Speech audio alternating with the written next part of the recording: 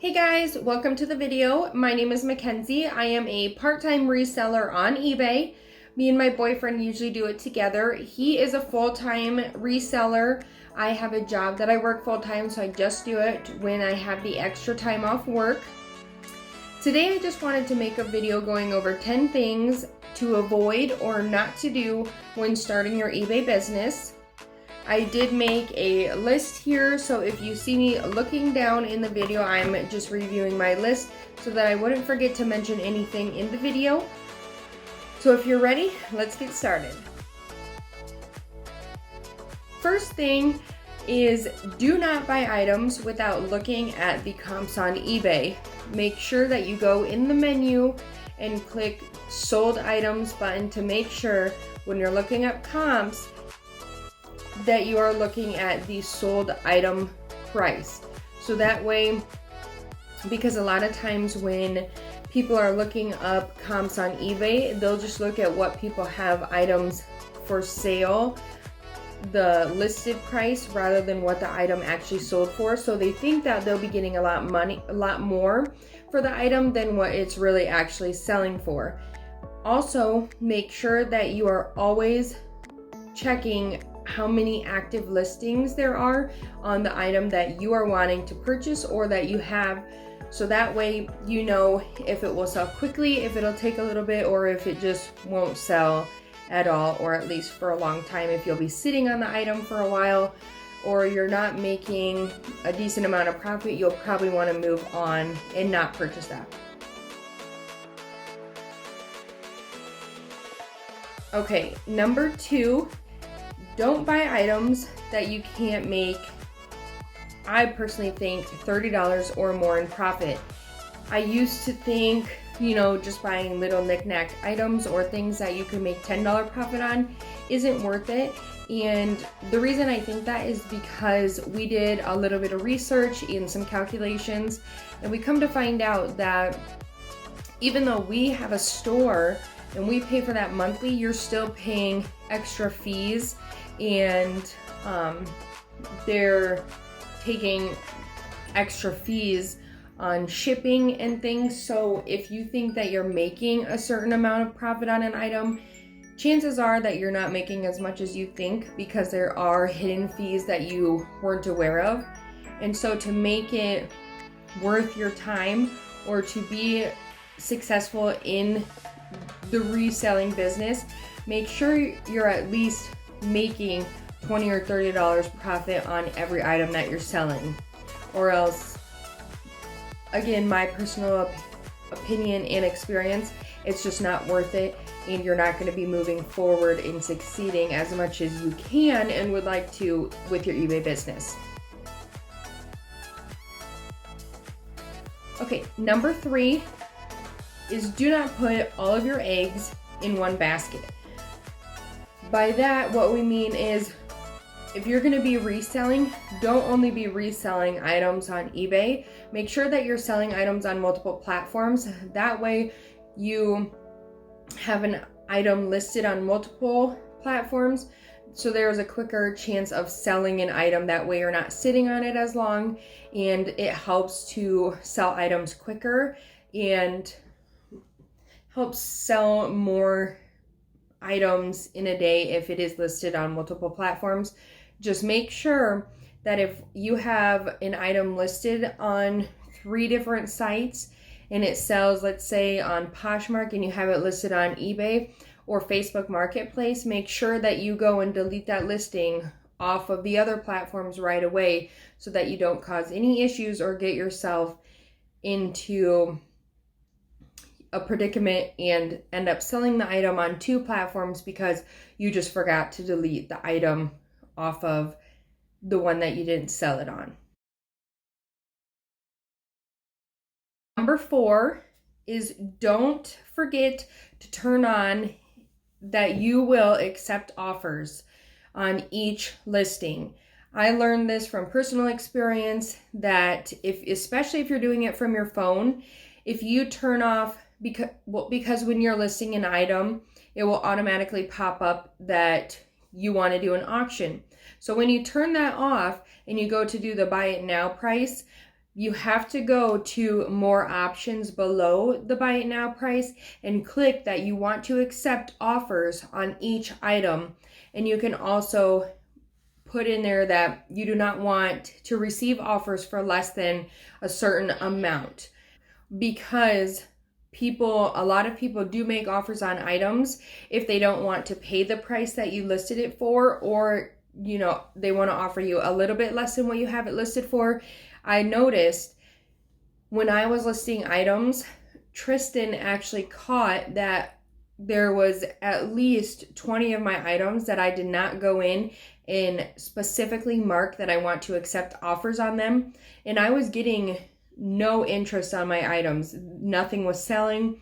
And that was exactly why. After I went and changed and edited each listing, my sales picked up right away. And I have actually received a lot of offers that were reasonable, and so my items sold a lot faster. So if you want to sell items quicker, make sure you turn the button on that you are going to accept offers on your items.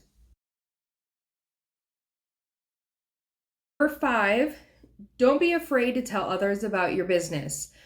When we first started, we kind of wanted to keep it quiet because we didn't know how it was going to go. We were just kind of testing the waters.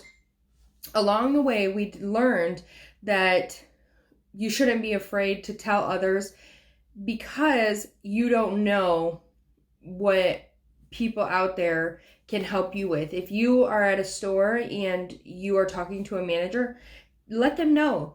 Just because you're a reseller doesn't mean that you should be afraid to tell people what you do, because you're still making a sale. Especially at Goodwill, you're making a sale. If you're going to a store and you tell a manager that you are a reseller, that is opportunity for them to reach out to you about items that may not particularly be selling in their store. So they could be selling you things, on low.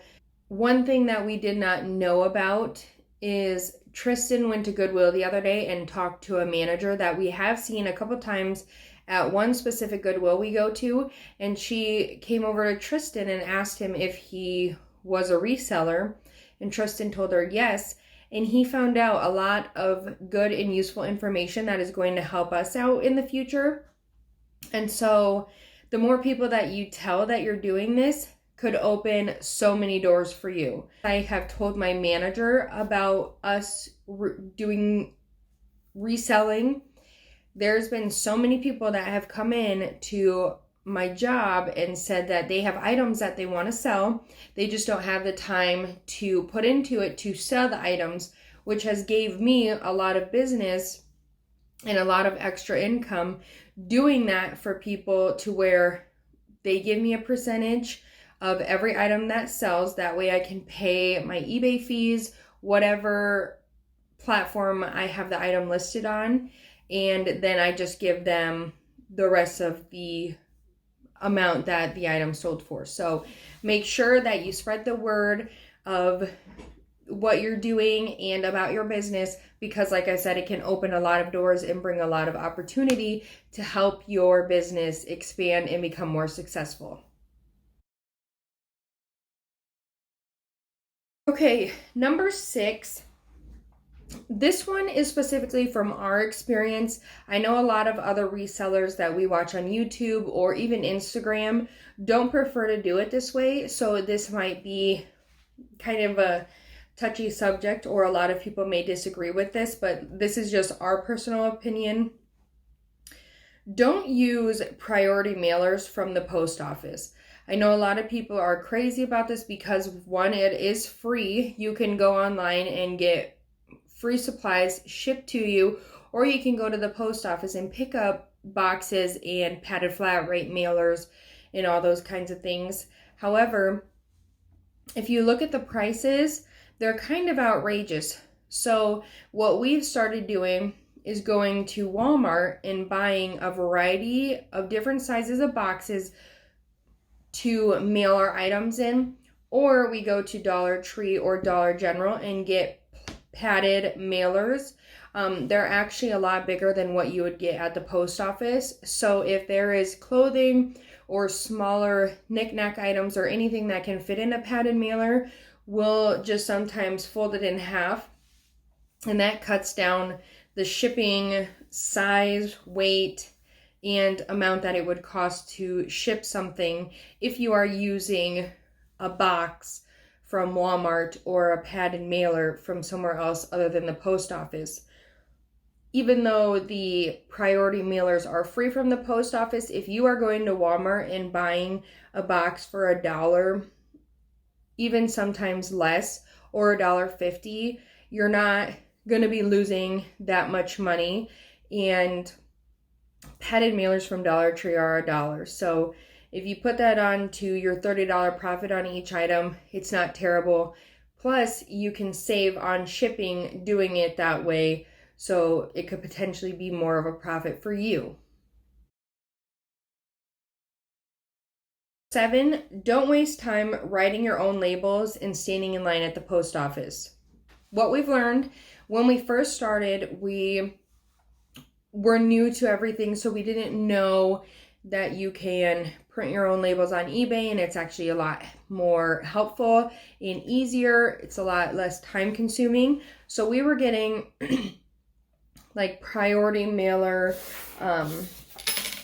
stickers from the post office, or we were just writing them on a blank piece of paper, writing the address, who the item was going to, etc.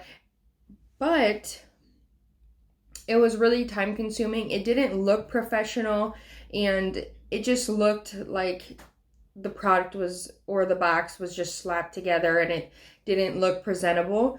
So we learned that going on eBay and printing off the shipping label that eBay automatically sends to you when you make a sale, one is like 20% cheaper than going to the post office. Standing in line, having to have them enter in all your information, that just wastes a lot of time. If you print your shipping label off from eBay, you're saving money, you're saving time, and then when you go to the post office, all you have to do is stand there and wait for your receipt. So definitely recommend printing your shipping label off of eBay for many reasons that are only going to benefit you. Okay, number 8. Don't be afraid to start an eBay business and just dive right into it. What everyone always recommends is, if you're considering doing the reselling business or starting a store on eBay, start selling items that are around your house, because that way you can just start making a little bit of money. You learn all the tricks and the steps and all of the ins and outs of what it takes to be a reseller on eBay or whatever platform you prefer. Once you start doing it, you won't regret it. It's so rewarding seeing that you get an item for $2, or it's just sitting around your house and you put it online and you get a notification that the item sold for $30. So that is one thing. Once your first item sells, it's just going to make you open your eyes and be like, oh my God, I got to get to this. There's so much money to be made. And rather than sitting there and thinking whether you should do it or not, just do it. You'll never know until you get to it and start doing it. You know, it could not work out for you, or it might just not be for you, but you'll never know until you start, or at least give it a try. Number 9, don't leave the post office without a receipt. So when you go to drop off your packages, make sure that you always stand and wait for them to scan every package that you brought and wait for the receipt. Because if you let them scan your items and take them and you don't get a receipt showing that the item was scanned and delivered to the post office, that could create many problems that you just want to avoid.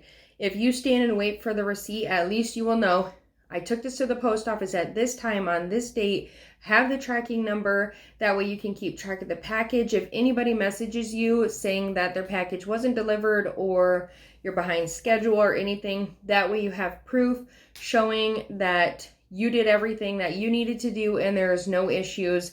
That way everything else is just handled through eBay, and it's not in your hands or your issue for not standing there and getting the receipt.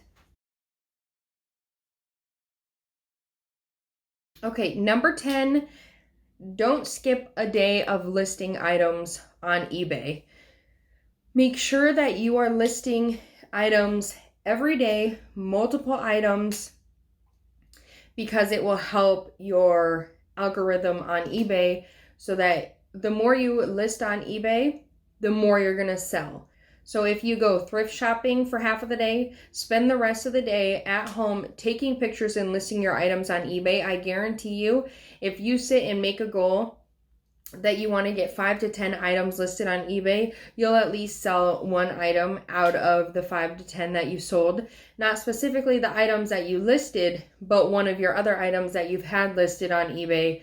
So definitely make a goal. We have our little whiteboards to where we make a chart of how many items we want to get listed a day. And what many people will tell you, the number one tip that you need to do is list items every day if you want to increase your sales on eBay.